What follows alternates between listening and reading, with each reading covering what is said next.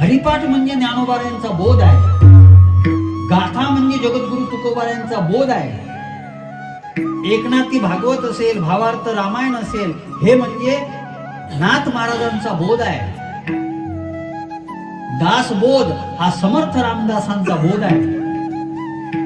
आणि हे शब्द जे आहेत ना, हे शब्द म्हणजे भगवंताचं नामस्मरण आहे. या शब्दामध्ये ती ताकद आहे. आमच्या शब्दात कोणती ताकद आहे? बोध कशाला म्हणतात हेच कळत नाही ना. ज्ञान कशाला म्हणतात, काय कशाला? जो आमचा नकाशा चुकत चालला, का चुकत चालला? हे तरुण पोरं जे आहेत झिपरे, ते आयुष्य वाया घालून राहिले. कुठे बोध आहे यांच्यापाशी? आणि बोधापाशी हे जातात का? हे जातात बोधापाशी? कुठे कुठे आहे सांगा ना. आज आमच्या हिंदू घरातल्या पोरी सुद्धा लव जिहादच्या नावाखाली मुस्लिमासोबत पळून चालल्या. आम्हाला बोध आहे?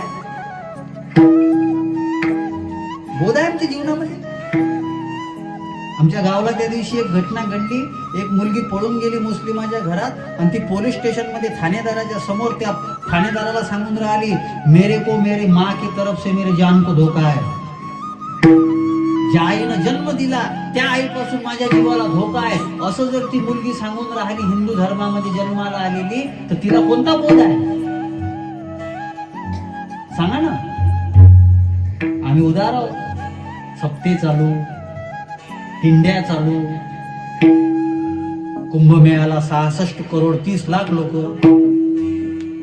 बोध कुठे आहे आमच्यापाशी? हिंदू धर्मात जन्माला आलो, चुकीच्या गोष्टी खाऊन पिऊन राहिलो, काय खावं काय प्यावं याची अक्कल नाही. किती बोकडे गेले असं ना, कालपासून तर लपले असन काही बोकडे. त्याला वाटले या नालायकायले जर दिसलो या माणसायले तर काही खरं नाही, उद्या काही वाचत नाही आपण.